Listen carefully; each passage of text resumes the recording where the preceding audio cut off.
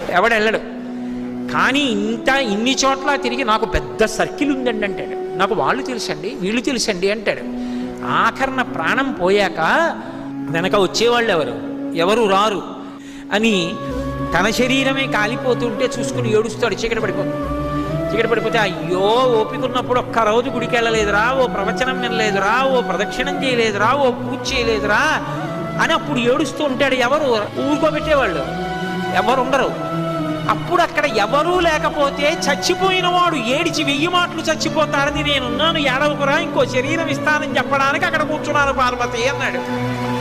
ఆయన్ని పట్టుకుని శ్మశానవాసి అని చెప్పి నింద చేయడం కన్నా కృతజ్ఞత ఇంకొకటి ఉంటుందా? అంతకన్నా అసహ్యకరమైన విషయం ఇంకోటి ఉంటుందా? అలా అన్నవాడు అసలు మనుష్యుడు అనిపించుకోవడానికి వాడు యోగ్యుడే. కాబట్టి అందుకు కూర్చున్నాను పార్వతి, అంతేకాని నాకు సరదా పుట్టి శ్మశానానికి వెళ్ళి కూర్చోలేదని చెప్పాడు.